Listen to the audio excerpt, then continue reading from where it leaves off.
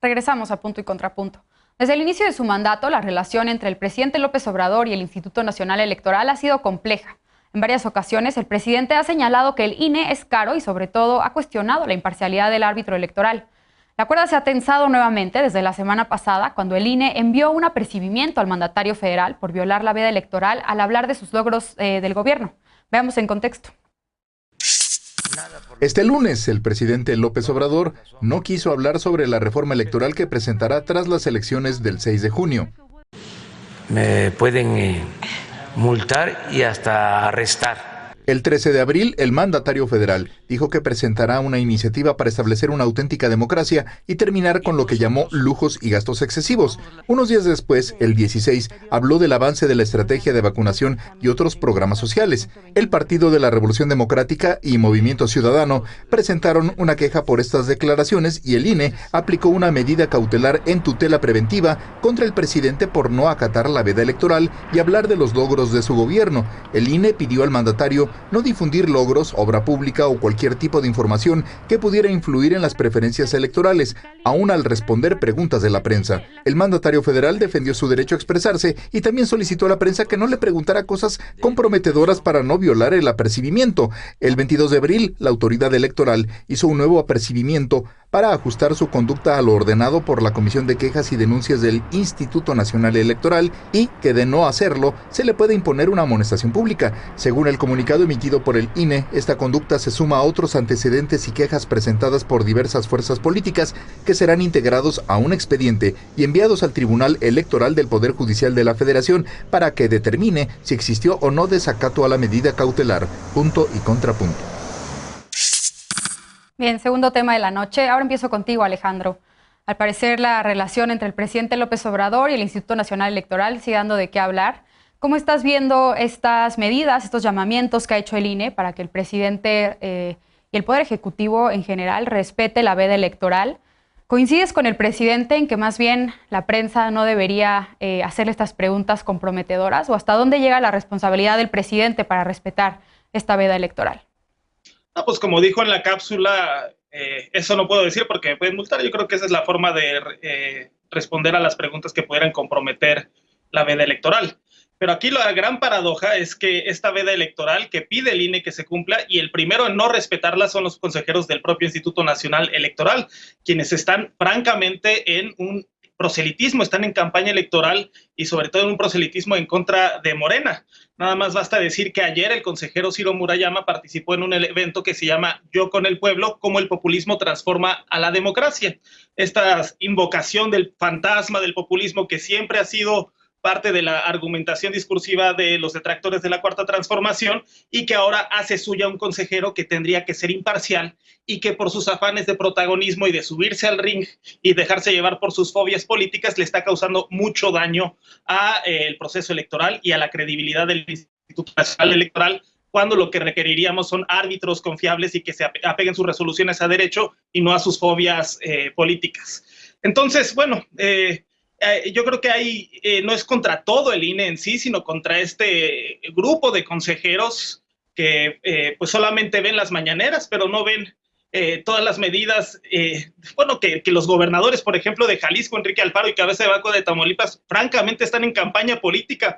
Ellos sí asistiendo a las obras públicas, presumiendo los avances y difundiéndolos en las cápsulas, y eso le está pasando de noche al Instituto Nacional Electoral, que pareciera que solo tiene ojos en la mañanera. Entonces, ojalá y no estemos aquí ante un doble rasero o ante una aplicación selectiva de la ley. Y creo que hay diferencias y hay matices con los consejeros, porque mientras unos están amenazando incluso con arrestar al presidente, hazme el favor, ¿a qué nivel hemos llegado del debate, de la descomposición del debate y de la relación?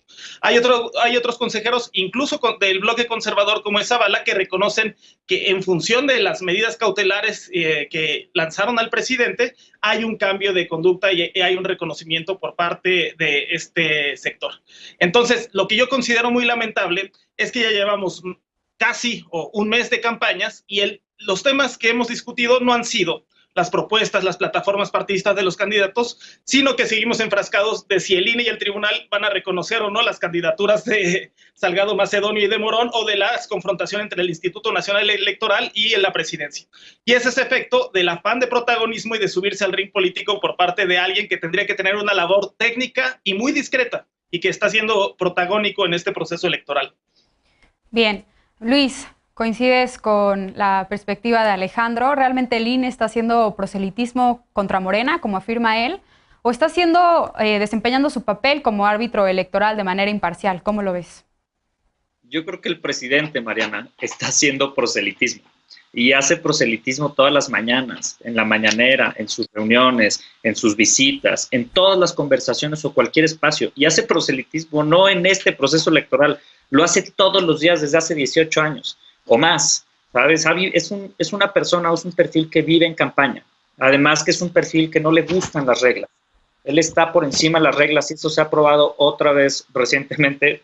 Ya lo hablamos en el segmento anterior, por la cantidad de acciones de inconstitucionalidad y controles de constitucionalidad al que llevan prácticamente todas o la gran mayoría de las decisiones que impulsa el presidente. Una de nuestras candidatas, Tere Vale, a la alcaldía de la Miguel Hidalgo, presentó incluso una denuncia contra el presidente que ahora está atendiéndose por el Instituto Nacional Electoral precisamente por esto, por los actos de propaganda constantes y cotidianos que hace el presidente. Yo creo que el árbitro electoral, el INE, está haciendo su trabajo y puede juzgarse también, pero trae un conflicto casado el presidente con el Instituto Nacional Electoral desde el IFE de 2006, que tiene guardado y tiene una sed de revancha, una sed de venganza todo el tiempo, con todos los señalamientos que hace, con la descalificación constante que hace del árbitro. Y eso a mí me parece preocupante. Creo que el presidente no tendría que estar inmerso en el proceso electoral. El presidente tendría que estar concentrado en resolver los problemas públicos graves que tenemos en el país. Su función es ejecutiva, no está en campaña ya ganó hace 3 años. Y a mí me sigue impresionando, de verdad, que no se ponga a trabajar en los graves problemas que enfrentamos en el país.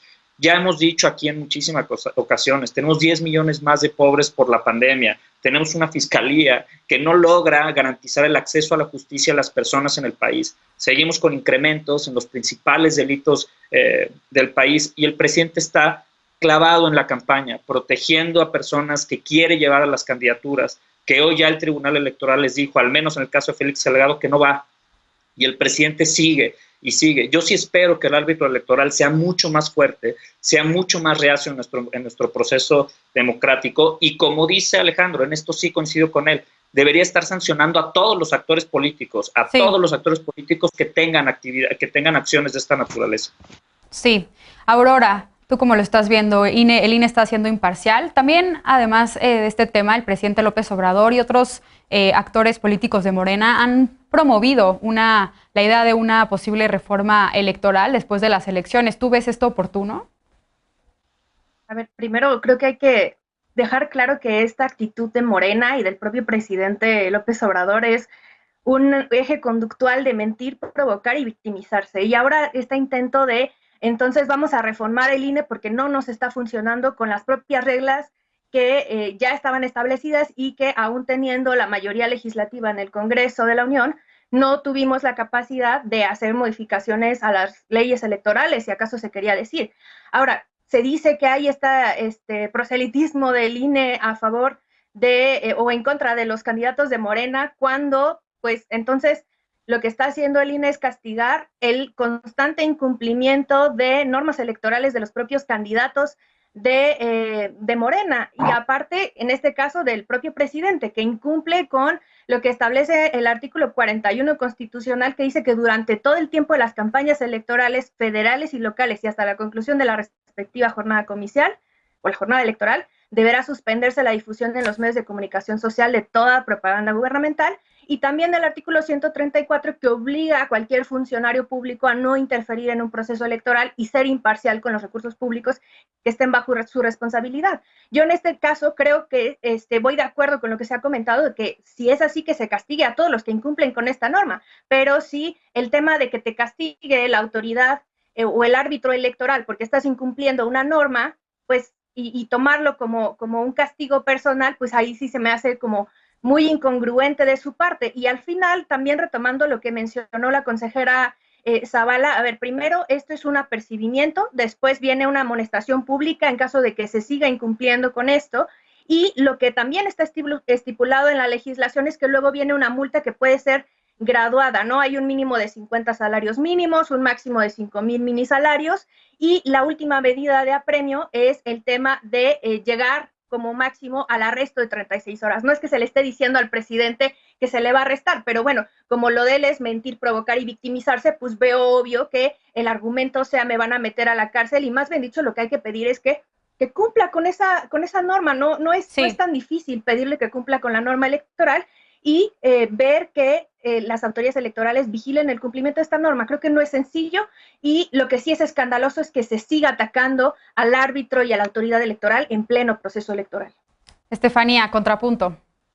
Me da mucho gusto que el PAN y Movimiento Ciudadano estén de acuerdo en esto, porque son los beneficiados, los principales partidos beneficiándose de este comportamiento parcial a todas luces, que no hay que estar metido en las noticias para saber que Ciro Murayama acaba de firmar un documento en el que se queja plenamente del presidente, en el que se queja del partido que gobierna, en el que va a eventos, Lorenzo Córdoba hablando constantemente de populismo, porque qué curioso árbitro es el que decide sancionar a un partido quitándole candidaturas al por mayor, quitándole candidaturas a la gobernatura, cuando por los mismos actos a Samuel García no se le ha quitado de la gobernatura, de la candidatura a la gobernatura, porque decidieron sancionar a MC simplemente con una multa de unos tantos millones de pesos que tendrá que pagar o no sabemos. Qué curioso árbitro es el que beneficia a estas dos fuerzas políticas que no hacen más que pagarle, hablando bien de este árbitro,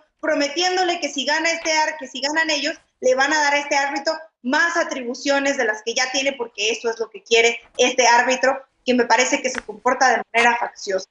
Es muy complicado y muy peligroso que hoy el odio hacia el presidente Andrés Manuel López Obrador, el desprecio que le tienen a la Cuarta Transformación, les haga cegarse ante la actitud voraz y de verdad irreprobable de estos consejeros, como bien decía Alejandro, no son todos, pero que los ponen en el terreno de juego, que me parece que los primeros en desmantelar el INE, los primeros en manchar el INE, los primeros en deconstruir todo lo que les costó construir a sus predecesores, son los consejeros del INE hoy, que deciden comportarse como los tuiteros en contra del presidente, los que deciden firmar cartas junto con Roger Bartra quejándose del presidente, acuñando teorías nuevas sobre el populismo. A mí me parece grave, no solo me parece grave, me parece peligroso que estas dos fuerzas políticas, nada más por querer ganar estas elecciones, con la balanza inclinada hacia estas fuerzas políticas, no se quieran quejar como deberían hacerlo, porque esto es un ruido que tendría que hacerse por parte de estos dos partidos. Bien. Es muy complicado porque claramente, y nada más quisiera decir, siendo una suerte de medida cautelar que el presidente ha acatado, diciendo yo no voy a hablar de esto porque no me toca, porque me pueden sancionar, de todas maneras continúen poniendo y haciendo ruido de que el INE podría arrestar al presidente, aunque sea la última de las instituciones. Eso no puede pasar, eso se llama golpe de Estado. Es muy peligroso y yo culparía a estas dos fuerzas políticas por dejar que esto pase y por hablar bien de este tipo de actitudes que me parece reprobable, no solo a mí, sino al pueblo de México, que es evidente que cada vez confía menos, ¿no? Bien, se terminó el tiempo para discutirlo esta noche, podemos retomar el tema más adelante, pero vamos a una pausa, vamos a seguir hablando de elecciones. La campaña por la gubernatura de Nuevo León ha estado marcada por acusaciones y descalificaciones entre los candidatos punteros. ¿Dónde quedaron las propuestas? ¿Qué sigue en este proceso electoral? Volvemos con esto a Punto y Contrapunto, no te vayas.